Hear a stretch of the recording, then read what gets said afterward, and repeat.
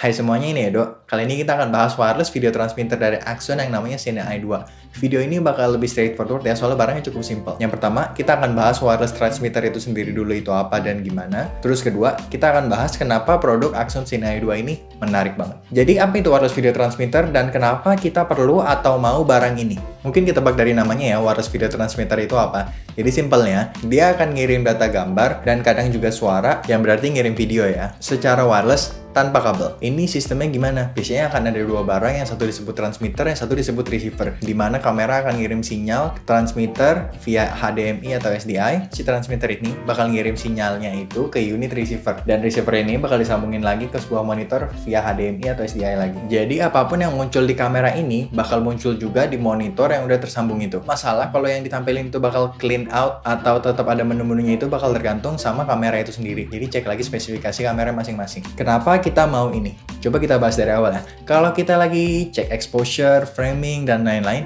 kita bakal ngecek itu semua lewat ngelihat LCD di kamera kita kan. Terus biar bisa kelihatan lebih jelas, kita biasanya bakal pakai field monitor biar semua kelihatan lebih jelas. Bikin shooting makin PW, nyaman. Info lebih lanjut tentang external monitor atau field monitor bisa dilihat di klik link di sini. Nah, tapi masalahnya tuh ketika ada lebih dari 1-2 orang yang perlu lihat itu layar. Misalnya di shootnya misalnya ada produser, lighting man, ada makeup artisnya, ada kliennya juga perlu lihat. Nah, itu gimana? Masa ada 5 orang kayak gitu mau keroyokan di satu layar kecil gitu? Lumayan pegap juga kan kalau satu layar kecil gitu dikeroyok sama 5 orang. Jadi semua orang yang tadi tuh atau siapapun lah yang perlu atau berkebutuhan untuk lihat bisa ngelihat. Lanjut ke Cine i Axon 2 ini. Kenapa Cine i Axon 2 ini menarik? Secara singkat ini bisa dibilang ini tanda dari kemajuan teknologi. Mengutip Gerald Andan, kemajuan teknologi itu bisa dilihat dari 2 tahap. Yang pertama tuh barang bakal makin gede-gede, canggih sampai batas tertentu, dan habis itu dilanjutin di tahap kedua di mana benda yang sama tadi itu akan bisa diproduksi dengan bentuk fisik yang lebih kecil dengan harga yang biasanya makin lama makin terjangkau. Contoh paling nyata di sekitar kita ya HP misalnya mungkin. Itu kan sebenarnya komputer ya, tapi bentuknya HP. TV yang sekarang ini juga slim banget bentuknya, dulu kan gendut-gendut. Lanjut. Coba kita lihat harga wireless video transmitter yang industri standard. Shocking ya, dan itu hal menarik pertamanya, harga. Jadi ini harganya.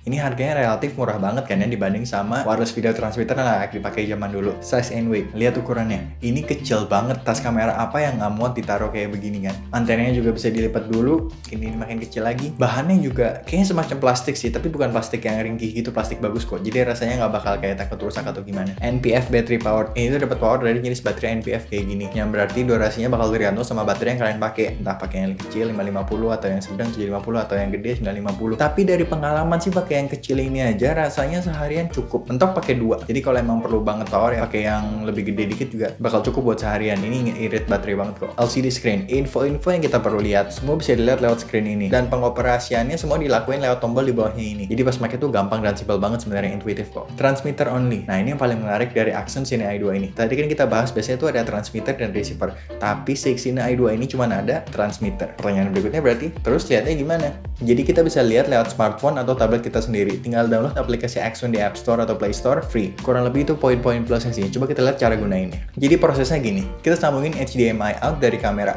Bisa full, mini, atau micro tergantung kamera. Pastiin kabelnya bener. Terus sambungin ke HDMI in si Axon Cine i2 ini. Nyalain pakai tombol power di samping. Tunggu sebentar. And done. Pengoperasiannya sendiri selain power on off tadi, ada 3 tombol di bawah LCD screen-nya di bagian depan sini. Tombol tengah buat ganti menu. Kiri kanan buat milih menunya. Terus pemilihan menunya ada yang pertama, sinyal yang mau dikirim mau high quality, speed priority, atau normal. Kedua, ini buat pemilihan channel, dimana A itu berarti otomatis, jadi Cine i2 ini bakal cari sinyal yang interference atau gangguannya paling sedikit, dan dia akan pilih sinyal itu. 3 buat reset, 4 info, 5 about. Habis alatnya nyala, connect ke wifi yang dihasilkan sama Cine i2, biasanya namanya ada Cine i-nya. Pasti langsung tahu kok. Buka aplikasi Axon yang udah di-download, pilih Cine i2, pastiin sinyal sama, dan udah selesai. Tinggal pilih fitur-fitur yang mau di-on atau off dengan disentuh. Beberapa menu ada opsi yang lebih mendetil kalau ditahan. Fitur-fitur yang bisa dipakai beberapa diantaranya kayak false color, focus peaking, waveform, latch, dan masih banyak lagi. Dan lumayan lengkap banget buat harganya. Bisa connect up to 4 devices secara total. Misalkan 2 HP, 2 tablet, 3 HP, 1 tablet.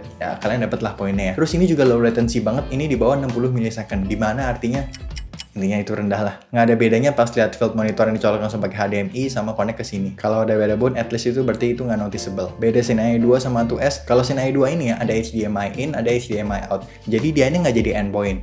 Misalnya kita colok kamera ke Sine i2 ini, dari Sine i2 ini HDMI outnya kita bisa nyambungin lagi ke monitor lain atau apapun yang punya slot HDMI in lagi. Jadi dia bisa lanjut lagi. Kalau Sine i2S itu juga ada 2 slot, tapi slotnya itu satu HDMI in, satu SDI in. Yang berarti kita bisa milih dari kamera ke Sine i ini nyambunginnya mau pakai kabel HDMI atau kabel SDI. Tapi berarti Sine i2 ini nggak bisa nyambungin lagi keluar, berarti dia bakal jadi endpoint karena dia nggak bisa disambungin kabel untuk ngasih output lagi. Secara kualitas yang lain tuh sama, tapi ini jadi pertimbangan kenapa aku milih Sine i2. Konklusi dan hal-hal yang kalian perlu tahu kalau kalian mau beli. Ini barang tuh recommended banget. Ini bisa bikin production value kalian tuh meningkat pesat. Atau kalau yang lagi cari-cari field monitor atau external monitor dan belum beli, mungkin ini bisa jadi alternatif karena dihitung-hitung harganya nggak beda jauh kan dan bisa nyambung ke 4 monitor atau 4 devices. Tapi ingat, bagus atau enggaknya ya tergantung dari screen, HP, atau tablet yang kalian pakai itu sendiri. Kalau lihat yang misalnya pakai iPad Pro ya udah pasti bagus, warna akurat dan lain-lain. Jadi itu something to keep in mind aja kalau lagi pakai alat ini. Ini emang low latency, tapi kalau kalian mau pakai ini buat fokus pooling atau semacamnya, kayaknya kalian lebih baik kalau pakai yang no latency. Jadi bener-bener nggak ada latency sama sekali, atau diserahin aja itu ke fokus poolernya. Ini lebih buat keperluan semua orang tuh bisa lihat, jadi semua bisa punya shooting experience yang lebih enjoyable. Tapi bukan berarti kalau kita lagi jadi solo shooter ini nggak kepake ya. Jadi kalau lagi mau just lighting, kita tinggal set kamera, bawa HP atau tablet, jalan, ngatur lighting sambil langsung bisa dilihat di kamera. Jadi ini masalah-masalah yang aku alami dan beberapa workaround-nya. Jadi yang pertama, ini bisa nyambung ke up to 4 devices. Waktu dicoba, iya benar bisa nyambung ke 4 secara lancar. Tapi masalahnya ini muncul ketika 4 devices-nya ini nggak semuanya iOS. Kalau semuanya tuh lagi pakai iOS, misalnya 2 iPhone, 2 iPad, atau apapun lah kombinasinya, itu nggak masalah, semua lancar. Tapi masalahnya tuh ketika salah satunya itu adalah sebuah device Android. Entah kenapa, misalkan 3 iPhone, 1 Android. Yang di Android ini tuh agak nge-lag, pokoknya agak nggak lancar lah. Tapi itu nggak jadi masalah kalau kita cuma nyambungin ke Android doang. Jadi entah kenapa kalau kecampur gitu yang di Android ini agak bermasalah. Dan sekali lagi ini nggak tahu ini produknya aja atau emang semua Sine i2-nya ini begitu. Tapi itu yang di Android aja, yang di iOS aman. Yang kedua, masalah WiFi. Jadi kalau posisi sinyal yang dikirim ini di A atau automatic, entah kenapa kadang tuh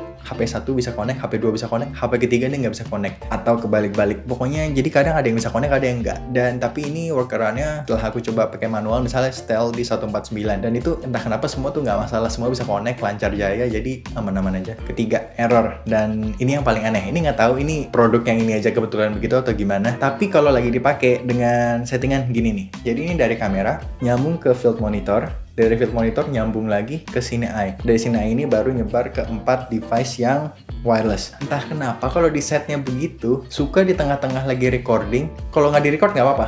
Tapi begitu mulai recording, jadi di HP atau tablet itu tiba-tiba berhenti, layarnya nge-freeze. Dan kalau mau jalan lagi harus di-restart, dan ini kan lumayan makan waktu. Ya ini nggak fatal sih, recordingnya tetap jalan, tapi lumayan sering dan itu cukup mengganggu. Solusinya cukup simpel. Unik ya, entah kenapa kalau dibalik. Jadi dari kamera, nyambung ke Sine i-nya.